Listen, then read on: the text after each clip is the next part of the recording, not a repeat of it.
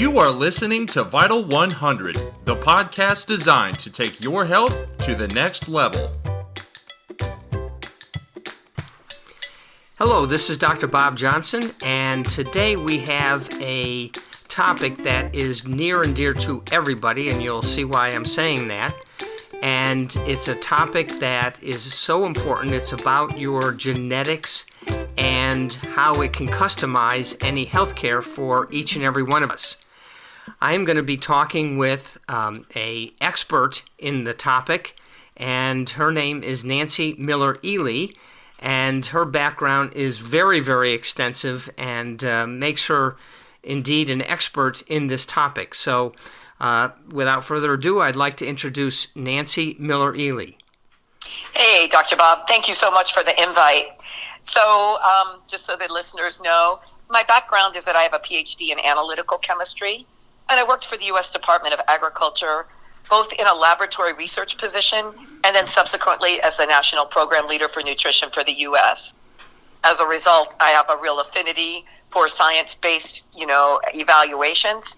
So when we talk about GeneSNP, Dr. Bob, I think of the test, don't guess philosophy.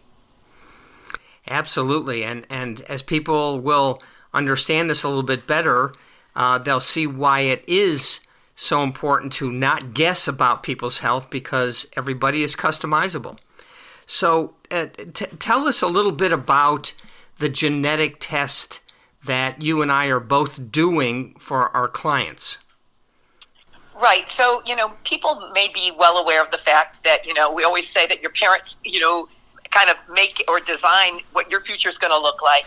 But, genetics, GeneSNP or DNA testing is a very simple test that's done with what they call a buccal swab or a cheek swab.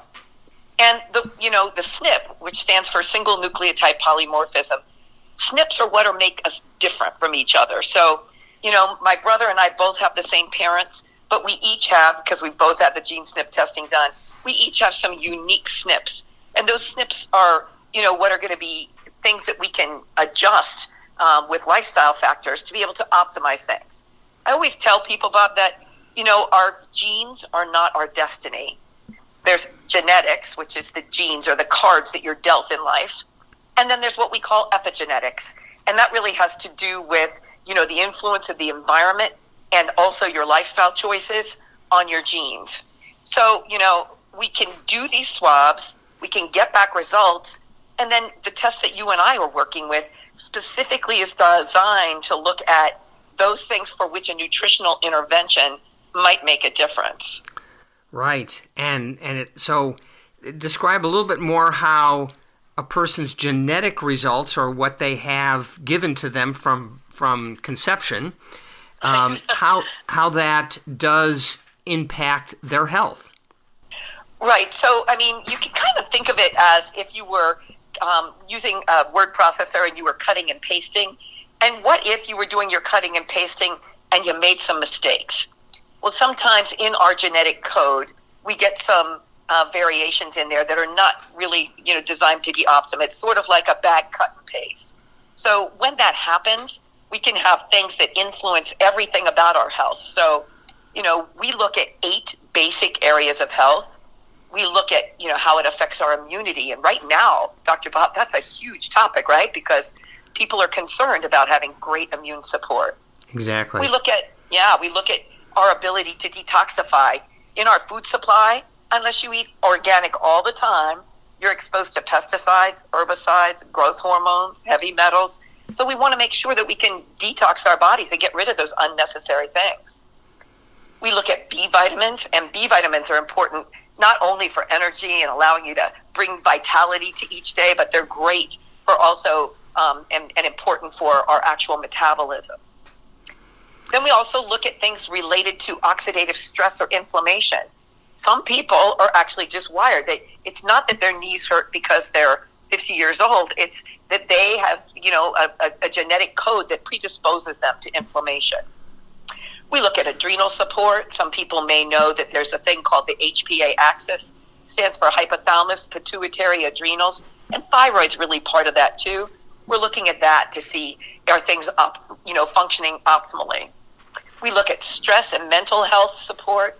I love working with counselors, and we work with families with kids, for example, who maybe have some ADD or ADHD, or they're on the spectrum, and we can tweak things by making, lifestyle interventions to make those genes behave optimally. We look at resistance, which is all about hormones and weight loss. And then we also look at what we call our heart health grouping of genes, which really talk about, how our cardiovascular risk, what that looks like. So as you can see, it's pretty comprehensive. Absolutely. And so a person who has maybe a lot of genetic problems in one area, describe how you would work with them if that was an area that they had some concerns. Let's say they very easily gained weight, or they couldn't detoxify. So give some examples and how a genetic predisposition, we'll put it that way, how that is worked with so they don't manifest those. Okay, great question. So, when somebody gets back their results, the very first thing that most people want to do is they want to look at what we call the red SNPs. Those are the potentially problematic SNPs. But maybe people don't understand, Bob, that, just because you have a genetic variation, it doesn't mean that it's being expressed.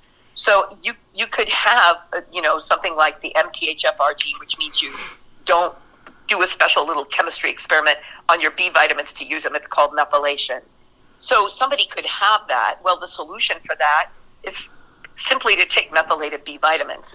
So there's some, very, very simple and straightforward solutions to some of these things. There are a bunch of genes that have to do with vitamin D, both your receptors and your metabolism of vitamin D. But we have the opportunity to give somebody a high-quality vitamin D supplement. So we have solutions. Using the specific example that you talked about with the weight loss, we can find out, for example, some names of the genes, which might be helpful for our listeners just to be able to appreciate, kind of the things that we're talking about. We have a gene, for example, called the overeater gene. Well, when we know somebody has that particular challenge, then there are things we can do nutritionally and exercise-wise and supplementation-wise to cut that back so that somebody's not as prone to overeating. We have another gene called the never full gene. That particular gene, that individual, they've got what we call leptin resistance, so their brain never gets the signal that they're full. We've got another gene that's called the compulsive gene. These are people who tend to stress eat and perhaps be prone to weight gain for that reason. We've got an actual low-carb gene, and the low-carb gene, guess what? It says that we really need to eat what we call a low-glycemic impact diet, or a diet that's not full of things that break down quickly to sugar. So, by going through the list and then identifying for these 48 unique genes, these different SNPs, we either get a color code form that's indicating it's potentially problematic, which is red. It could be what we call a neutral gene, which we make it yellow. And then we also have what we call a gain gene. And a gain gene is green, and that means that it's a huge advantage. So, it's so interesting to me, Dr. Bob, my friend Manny, who's a personal trainer, he got back his results. We were looking through them together. And, of course, there's an elite athlete gene. And he got that. And, of course, I said, well, hey, clearly, let me show you my results. I did not get that. And please don't expect me to perform at that level. So, that's the way we go about it. So it's a combination of nutritional interventions with lifestyle choices. So it could be supplementation. That could be cutting back on caffeine. And then the exercise piece. So it's really a comprehensive approach to sort of optimize the genes. I always tell my patients that their genetic test is the most important test they will ever take in their life, because it's like a final, and you know all the answers before you take the final. Right, and the other thing that I think a lot of people don't appreciate is that you only ever take this test once. Your genes don't change. So that's a lovely thing. So people will say to me, oh, well, when should I repeat it? Well, there's no real need to repeat it. The proof is sort of in the pudding. So that also relates to what do we do when we review results with somebody. So I'm always very excited when I get results back from the laboratory. But before I start reviewing them with a client or patient, I'm always going to ask this question. If there's one thing that you could change about your health, what would it be? Because that's going to give me the lens to look through as we're evaluating the actual results. Because sometimes, although we have these 8 different areas of health, sometimes people might have higher scores in one particular area, but that's not necessarily the area that's most problematic for them. And, it's not just what GeneSNP shows us that's good, it's also what GeneSNP shows us that's not a problem. So, for example, people might look at the Cardio Shield bundle or that area of health and wonder, like, okay, is my risk very high? My dad died of a heart attack. My mom has high blood pressure or a stroke. So I'm really worried about that. Well, it can be very reassuring when they get back their results and they have a very low score in that area. Mm-hmm. But likewise, sometimes there are things that people say to me, what I really, really want to work on, Nancy, is my sleep. So you might say, well, those 8 areas, they don't really necessarily directly address sleep. Well, that's not quite true because, for example, hormones and weight loss are most definitely affected by sleep. Stress and mental health is as well, and so is adrenal support. So that's why it's really important to look at how the person presents and also have a conversation about what's most important to them. And then we can go with this laser-focused approach, looking at their results and really coming up with a personalized recommendation. I know that you love that part about this, Bob. Right. So let's say I took the test. One of our patients takes the test. What are some of the things that we are going to recommend to them that they do depending on specifically their results? Well, if you look at the 8 different areas of health, you can see that there's different genes associated with the different 8 areas, but there's overlap in some of those areas. So, there are genes which, occur more than one place. So, as an example, under the B vitamin metabolism, that MTHFR gene, which is, a lot of people have heard of, that shows up there, but it also shows up under stress and mental health. So we, for example, know that if we look at nutritional support products, which would include our methylated B vitamins to support that we're going to be actually impacting 2 different areas of health. Likewise, if somebody has a super high score in just one area, we've put together bundles, which are just sort of logical collections of supplements in the form of a regimen that will allow a comprehensive approach to that.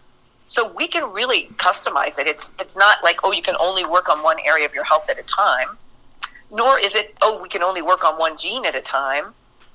We can, with the person's, specific goals in mind, craft or put together a very, customized recommendation for them, which is going to allow them to optimize their, and be the best version of themselves. So in addition to certain nutrition and products and so forth that we might suggest, talk a little bit about the lifestyle changes that a person may have to change. Okay, so one of the things that I particularly like about that, and I'll use myself as an example, is, I have struggled with my weight my whole life. I've lost a lot of weight, and much of that is due to a lot of detective work that I did even prior to being able to have access to the GeneSNP testing. But I knew that I did better when I ate, what we call a low glycemic diet, which is one that doesn't have carbs that readily break down to sugar. So I had done better with that, and then I get back my test results, and I have 4 out of 5 low net carb SNPs. So, there's no real question about that now. It's not that I didn't know it. I sort of found that out empirically over many years of trial and error with, trying to get my weight under control. But now I not only know what to do, I know why. I know exactly which genes and which genetic variations are contributing to that. Mm-hmm. I got 3 out of 4 no grain genes. So that means, I'm celiac, so I knew that I shouldn't have wheat, rye, or barley, but I shouldn't have corn or quinoa either. So, like when you give somebody those kind of, data, there's only 2 what they call low sugar genes, which are talking about added sugars. I have both of them. Mm-hmm. So, we can give people insights into whether or not they should be eating paleo, which means, limited grains, dairy, and legumes. We can tell somebody if they've got what we call the high fat or keto gene. So many people are trying that today, but it's not the right thing for everybody.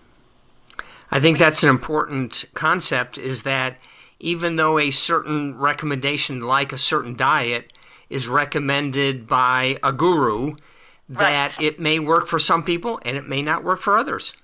Exactly. And so as we look into those lifestyle factors, we also know, for example, that some people need to avoid nightshades. That could be the one thing that's really keeping inflammation high in somebody's body, which is keeping the weight on. We test for a gene called MCM6, and we can tell if somebody needs to avoid lactose, which is milk sugar, because they don't have the lactase enzyme. We look at certain genes for which we know that the specific recommendation is that the individual should not have caffeine. I'm not always really popular when I review these results with people, Bob. But what I've learned, too, is that some people, there's another set of genes called BDNF that actually benefit from caffeine. So, we can really look at this with a laser-focused approach. Well, you may be making the recommendations, but it's their choice whether to follow their genetic makeup or not. Exactly. And I always tell people, life is a balancing act. And so we're going to always just try to keep things, make choices that make sense to us, right? And sometimes we're going to make an optimum choice and sometimes a less optimum. But what I find is that when we share these results with an individual, and they can see, again, not only what we're telling them, they're recommending that they consider to do, but they can see the results and why. I would say the vast majority of people find it easier to make the necessary lifestyle adjustments because they're seeing why. Right. Same thing applies to the exercise. Like, you're a long-distance runner. I bet your endurance genes, I bet you have a boatload of endurance genes. I was delighted to get back my gene snip results and see, nope, not really the endurance girl, Bob. I'm your high-intensity interval training. So that means like running for a minute, walking for 2. And I know from experience that works well for me and that I lean out with that. So I feel like there's just a wealth of information in these results. So let's bring this to a very practical kind of a conclusion. Obviously, everybody should get this test. I mean, it will guide them what to do.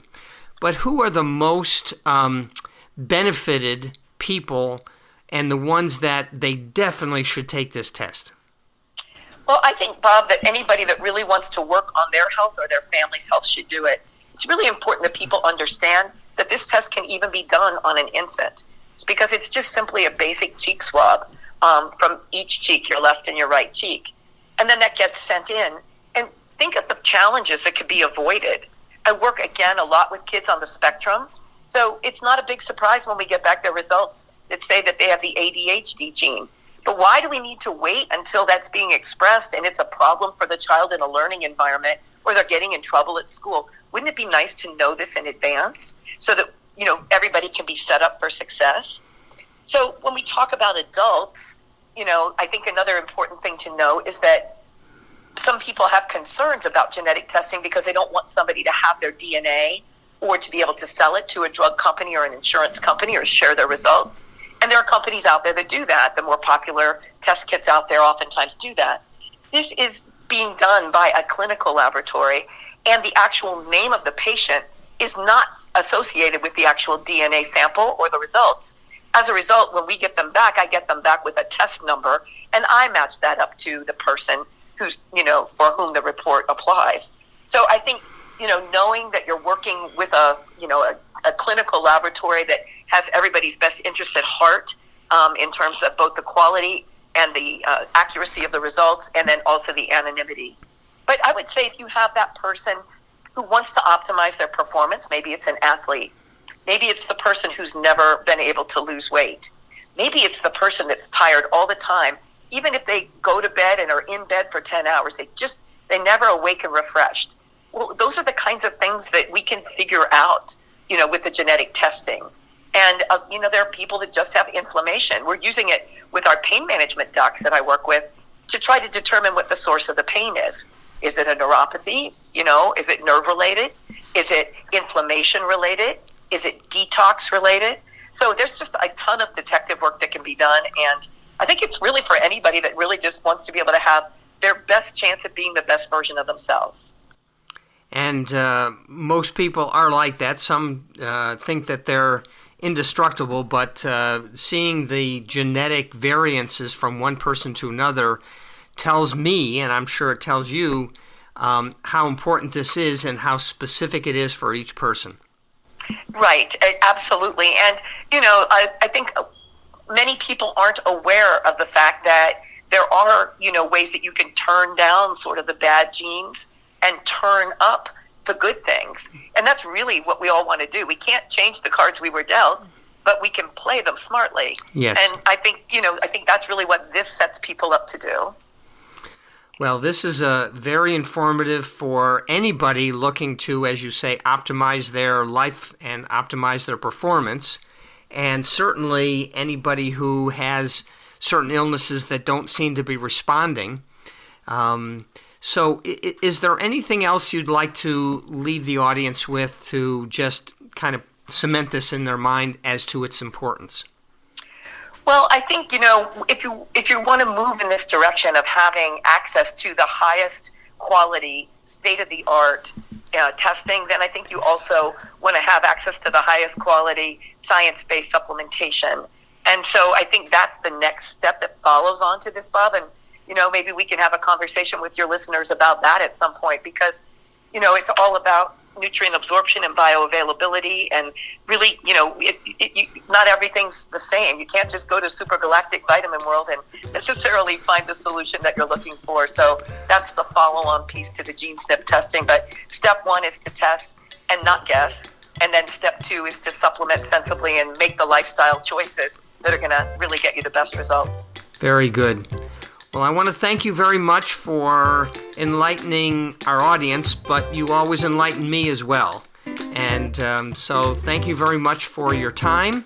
And I know this is a big test and a big step for improving the overall health of so many people. I want to thank you very much. Thank you so much for having me, Bob. Bye-bye. Thank you for joining us on this episode of Vital 100. Check out our website at vital100wellness.com for more episodes, blogs, supplements, and more. If you have questions for Dr. Bob, or if you have feedback or recommendations for the podcast, please send an email to info@vital100wellness.com.